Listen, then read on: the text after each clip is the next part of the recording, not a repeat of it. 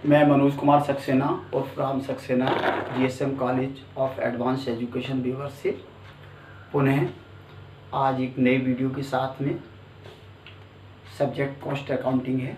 उसमें एक चैप्टर होता है machine hour rate. Machine hour rate क्या है? मशीन घंटा दर, हिंदी में कहते हैं इसे मशीन घंटा और दर। ये मशीन घंटा दर की हमें ज़रूरत कॉस्ट में क्यों पड़ती है? उसका एक कारण होता है कि जब कभी हम किसी वस्तु का उत्पादन करते हैं तो हम मशीनों के द्वारा करते हैं, और किसी भी वस्तु के लागत को निर्धारित करने में हमारे मशीन की प्रति इकाई क्या लागत आई, ये जानने के लिए हम मशीन आवर रेट की गणना करें। मशीन आवर रेट वैसे तो अप्रत्यक्ष रूप में होता है, मालूम नहीं होता है, लेकिन सपोज करिए मैंने एक साबुन बनाया।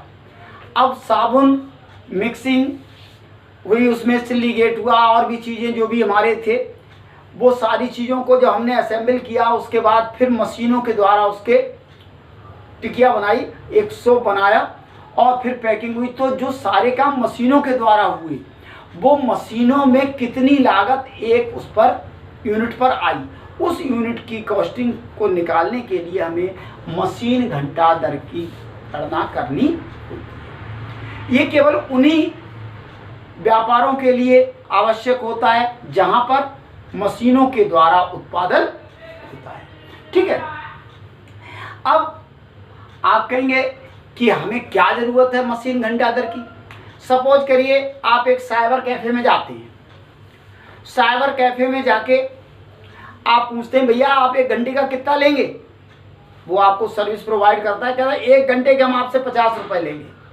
अब 50 रुपये में वो आपसे ये नहीं कहता है कि क्या क्या हम सुविधाएं देंगे। आप गए, आराम से अपना आपने वर्क किया, लेकिन इस 40 रुपये में या 50 रुपये में जो भी उसने चार्ज बताया, उसमें आपके बैठने की व्यवस्था, डाटा, प्लस तकनीकी कोई खराबी आती है तो उसका मेंटेनेंस चार्ज, उसके अलावा और क्या क्या जरूरत होती है, शॉप का किराया जहाँ पे उसका कैफ़े है, उसका अपना बेनिफिट, सारी चीज़ें उसमें इंक्लूड होती हैं 50 रुपये पर आवर में।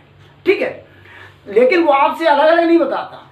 अब आप कहेंगे वो उसने कैसे असेंबल किया, कि कैसे बता दिया कि 50 रुपये? उसने एक दिन बैठ के कैलकुलेट किया कि हमारा एक दिन में हम 8 घंटे कैफ़े खोलते हैं, 8 घंटे में हमारा जो है 400 रुपये का खर्चा आता है या 200 रुपये का, जो भी आता है उससे उसने डिवाइड कर दिया जितने घंटे। ऐसे ही उसने पूरे महीने में कितने खर्चा आया और महीने में कितने दिन वर्क हुआ, उस घंटों का से डिवाइड कर दिया, जो हुआ वो उसकी कॉस्ट ऑफ पर आवर निकल आई। उसमें वो अपना बेनिफिट जोड़ देता है और बेनिफिट जोड़ के आपको बता देता है। ठीक है। अब मशीन आवर रेट निकालने के लिए ना डेबिट करना होता है ना क्रेडिट करना होता है। जैसे कि फाइनेंशियल अकाउंट में हम डेबिट और क्रेडिट पढ़ते हैं, लेकिन इसमें डेबिट और क्रेडिट नहीं पढ़ते हैं। बल्कि क्या करते हैं, एक हम टेबल बनाते हैं, स्टेटमेंट बनाते हैं। उस स्टेटमेंट में हम सबसे पहले क्या करते हैं कि हम स्टेटमेंट में 2 चीज़ों का विशेष ध्यान रखते हैं कि हमारे खर्चे कैसे हैं। खर्चे हमारे फिक्स हैं यानी स्टैंडिंग हैं या वेरिएबल हैं। अब मैं आपको एक्सपेंसेस बता दूं। एक्सपेंसेस 2 तरह के होते हैं। एक तो होते हैं कैसे, स्टैंडिंग, उनका उत्पादन पर कोई प्रभाव नहीं होता है, चाहे उत्पादन हो या ना हो। लेकिन कुछ खर्चे ऐसे होते हैं जो उत्पादन से प्रभावित होते हैं। तो 2 तरह के हो गए। तो सबसे पहले हमारे खर्चे हो गए स्टैंडिंग, ए पोर्शन, स्टैंडिंग एक्सपेंसेस। अब इसमें क्या क्या आता है? सबसे पहले रेंट, इंश्योरेंस, रेंट, इंश्योरेंस, और इसी के साथ रेंट हुआ, इंश्योरेंस हुआ, सुपरवाइजर सैलरी, सुपरवाइजर, अभी मैं आपको एक एक चीज बताऊंगा, सैलरी, उसके बाद अटेंडेंट सैलरी,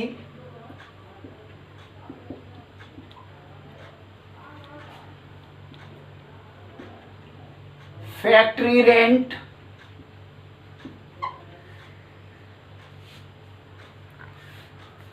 ये सारे चीजें, अदर स्टैंडिंग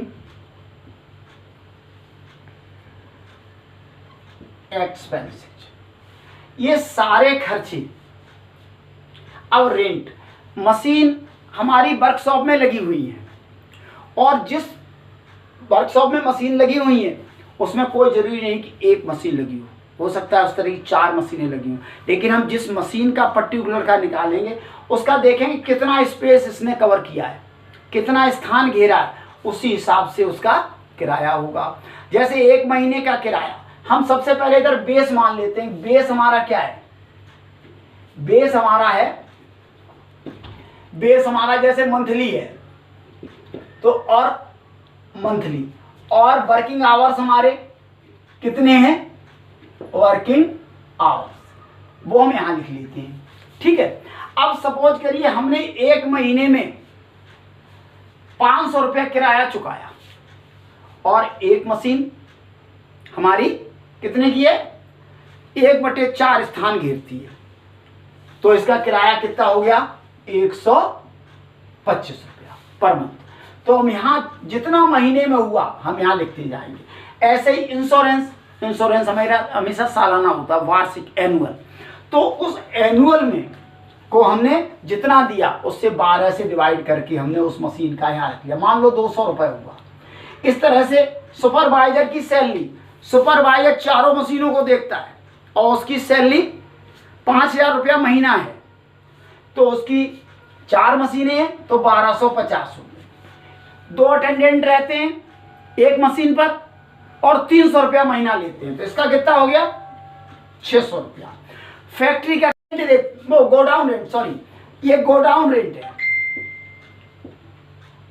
गोडाउन रेंट हमारा गोडाउन जो होता है, जो माल जिसमें हम कच्चा माल रखते हैं और बनाकर तैयार माल भी रखते हैं, तो वो गोडाउन रेंट उसका भी महीने का जो किराया होगा, सपोज करो हमारा 500 रुपया हुआ।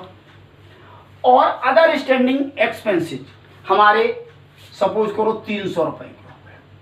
हमने सबको जोड़ लिया, ये हमारे टोटल एक्सपेंसेस है, ये पर्टिकुलर्स हो गया।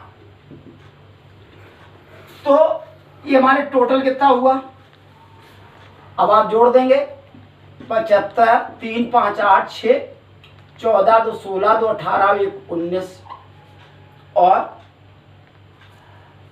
1 1 2 2975 रुपए हुआ। अब उसे हम डिवाइड कर देंगे, और सपोज करो हमने 200 घंटे काम किया, तो हम क्या करेंगे? 2975 स्टैंडिंग चार्जेज पर हावर डिवाइड बाई 200, जो भी आएगा वो हम यहाँ पे लिख देंगे। तो 14 रुपया और 16 875 आ गया पर आवर। अब दूसरे तरह का कौन सा होता है? ये स्टैंडिंग चार्जेज हो गए। दूसरे होते हैं वेरिएबल चार्ज। अब वेरिएबल चार्जेज में 3 वेरिएबल चार्जेज में 4 तरह के होते हैं। सबसे पहला होता है डेप्रिसिएशन, दूसरा होता है